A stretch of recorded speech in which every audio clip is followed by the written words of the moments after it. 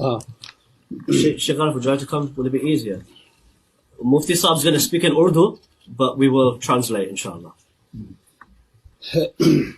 فدق کا جو قضیہ ہے یہ تاریخ کا نہیں ہے، یہ پیغمبر کی جائیداد اور نبی اکرم کی بیٹی اور پہلے خلیفہ کے درمیان ایک قضیہ ہے، اور ہمارے لیے رہنما کتاب جو ہے وہ کتاب اللہ ہے، نہ نہج البلاغہ ہے، نہ بخاری ہے، اور نہ اصول کافی ہے۔ بنیاد جو ہے وہ قرآن ہے، تو ہم نے یہ دیکھنا ہے کہ اس مسئلے پر قرآن ہماری رہنمائی کیا کرتا ہے۔ یہاں شیعہ اور سنی کے درمیان یہ معاملہ چلتا ہے کہ سنی یہ کہتے ہیں کہ رسول اللہ کی تو یہ پراپرٹی تھی ہی نہیں، یہ تو مال فے تھا، تو جب رسول اللہ کی ملکیت ثابت نہیں تو وراثت کہاں سے آ گئی؟ اور بقول شیعہ کہ اگر انہوں نے ہبہ کیا ہے اپنی بیٹی کو تو اس مال کے مالک نہیں تھے تو ہبہ کیسے کر لیا ہے؟ تو قرآن جو شیخ رجانی نے اور شیخ عبدالحمید قصوری نے جو آیت پیش کیا سورہ الحشر کی، اسی کے اندر رسول اللہ کی ملکیت ثابت ہے۔ ما افاء اللہ علی رسولی منہم فما اوجفتم علیہ من خیل ولا رکاب ولکن اللہ یسلط رسلہ علی من یشاء۔ میرا پوائنٹ یہ ہے، یسلط رسلہ، تسلط کیا ہے؟ علماء بیٹھے ہیں وہ کریں گے، علماء بیٹھے ہیں وہ جانتے ہیں کہ تسلط کیا چیز ہوتی ہے۔ تو یہ تسلط کا جو لفظ ہے یہ پیغمبر کی ملکیت کو ظاہر کر رہا ہے۔ ایک یہ پہلا پوائنٹ ہے۔ دوسرا یہ ہے کہ کیا نبی کی وراثت ہوتی ہے یا نہیں؟ یوصیکم اللہ فی اولادکم للذکر مثل حظ الانثیین، سورہ نساء کے اندر اللہ رب العالمین نے یہ بتا دیا ہے کہ تمام امت کی، تمام مسلمانوں کی وراثت ہے، اور اس کے اندر وَلِكُلٍّ جَعَلْنَا مَوَالِيَ مِمَّا تَرَكَ الْوَالِدَانِ وَالْأَقْرَبُونَ۔ وَلِكُلٍّ، یہاں وَلِكُلٍّ کا جو لفظ ہے یہ میرا پوائنٹ ہے کہ ہر ایک کے لیے ہم نے وراثت مقرر کی ہے، وراثت کا قانون ہم نے طے کر دیا ہے۔ اب یہ چاہیے کہ رسول اللہ کی اگر وراثت نہیں ہے وہ اس وَلِكُلٍّ جَعَلْنَا کے اندر شامل نہیں ہے، کہ ایسی ہونی چاہیے کہ جس کے اندر رسول اللہ کو مستثنیٰ کیا گیا ہو، کہ ساری امت کی وراثت تو چلے گی قرآن کے اس قانون کے مطابق، لیکن پیغمبر کی وراثت نہیں ہوگی، اس کی نہیں چلے گی۔ تو لہذا قرآن کریم کے خلاف ہے یہ چیز کہ رسول اللہ کی وراثت نہیں تھی، اور قرآن نے ان کو یہاں سے خارج نہیں کیا۔ اب حضرت ابو بکر رضی اللہ عنہ نے حضرت فاطمہ کے کلیم کو رد کرنے کے لیے جو روایت پیش کی، بخاری میں بھی ہے، مسلم میں بھی ہے، دوسری تمام شیعہ کتابوں میں بھی ہے اور سنی کتابوں میں بھی، اس کے اندر 3 پوائنٹ ہیں۔ ابھی دونوں علماء نے، دونوں سکالرز نے وہ حدیث پیش کی ہے، میں اس کی تفصیل میں نہیں جاؤں گا، وقت کم ہے۔ اس کے 3 اجزاء ہیں۔ پہلا جز یہ ہے کہ انبیاء کسی کے وارث نہیں ہوتے، یعنی وہ اپنے والدین کی وراثت نہیں لیتے۔ دوسرا پوائنٹ یہ ہے کہ انبیاء کی وراثت نہیں ہوتی، ان کا کوئی رشتہ دار اور ان کے کوئی قریبی جو ہیں عزیز وہ ان کی وراثت نہیں لے سکتے۔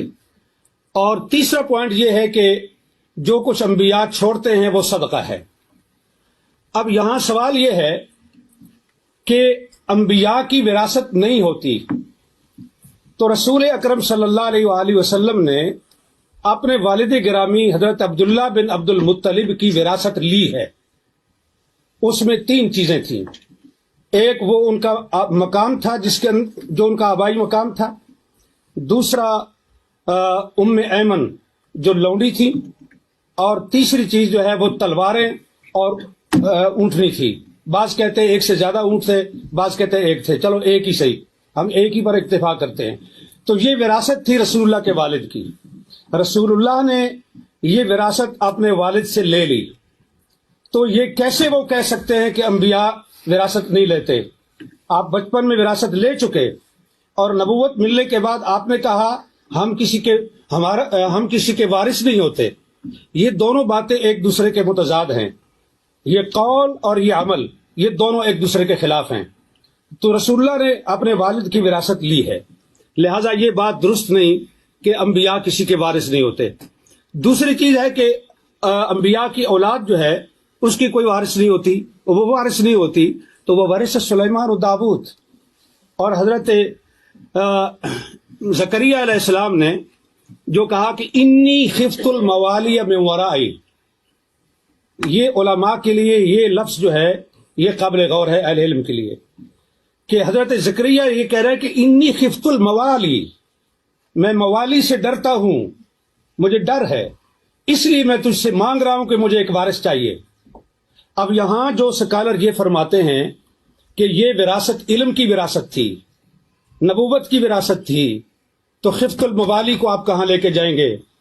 کیا حضرت زکریا کو اپنے موالی سے یہ ڈر تھا کہ وہ میرا علم چھین لیں گے، میری نبوت چھین لیں گے؟ انہیں ڈر اس چیز کا تھا کہ جو میری پراپرٹی ہے اور جو میری جائیداد ہے، میرے بعد میرے موالی اس پہ قابض ہو جائیں گے، اور اسی لیے انہوں نے اس پہ قابض ہو جائیں گے، اور اسی لیے انہوں نے یرثنی و یرث من آل یعقوب یہ انہوں نے مانگا. اور اسی چیز کو حضرت فاطمہ نے حضرت ابو بکر کے سامنے یہ پیش، وہ صحیح معنی میں موالی تھے، ہماری پنجابی زبان میں موالی کہتے ہیں، موالی لو. مفتی صاحب ذرا سے اگر خلاصہ کر سکے. جی بالکل خلاصہ کرو. پچھلی ساری کتاب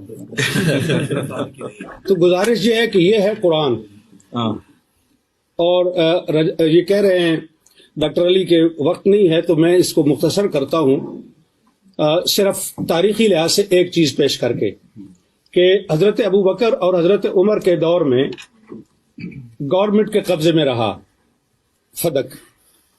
حضرت عثمان نے سارا مروان کو بخش دیا. اگر مسلمانوں کی پراپرٹی تھی تو تیسرے خلیفہ کو یہ حق کس طرح تھا کہ وہ مروان بن الحکم کو سارا دے دے؟ پھر حضرت عثمان کے بعد امیر شام معاویہ بن ابی سفیان کا دور آیا. انہوں نے حضرت عثمان کے بیٹے اور حضرت اس کو مروان کو اور اپنے بیٹے کو، ان تین کے درمیان فدق کو تقسیم کیا جناب معاویہ بن ابی سفیان نے. عمر بن عبدالعزیز آئے، انہوں نے یہ، اور پھر مروان نے یہ جائیداد وراثت کے طور پر اس کی اولاد کو پہنچی، عبدالعزیز بن مروان کو، اور اس کے ذریعے سے حضرت عمر بن عبدالعزیز تک پہنچی. عمر بن عبدالعزیز نے سارا فدق جو ہے وہ اولاد فاطمہ کو واپس کیا، یہ کہہ کر کے کہ یہ ان کا حق ہے، ان کا زیادتی ہوئی ہے. اب سوال یہ ہے کہ فیصلہ حضرت ابو بکر کا درست تھا، فیصلہ حضرت عثمان کا درست تھا، فیصلہ عمر بن عبدالعزیز کا درست تھا، اور اس کے بعد کی تاریخ انہوں نے بتا دی. یہ مامون الرشید تک پہنچتا ہے، اور مامون کے بعد پھر حکومت کے قبضے میں آیا، اور پھر آج تک بنو فاطمہ کو وہ واپس نہیں مل سکا. تو یہاں میرا پوائنٹ یہ ہے کہ یہ جو حدیث پیش کی جاتی ہے یہ قرآن کے خلاف ہے. اہل سنت کے محدثین کے اصول کے مطابق قرآن پر پیش کرو، درایت پر پیش کرو. اگر اس لحاظ سے روایت ٹھیک ہے تو قبول کی جائے گی، ورنہ اس کو رد کیا جائے گا. بخاری کے اندر روایت آنے کا یہ مطلب نہیں ہے کہ ہم اس کو آنکھیں بند کر کے قبول کر لیں. یہ روایت قرآن کے شریعت خلاف ہے.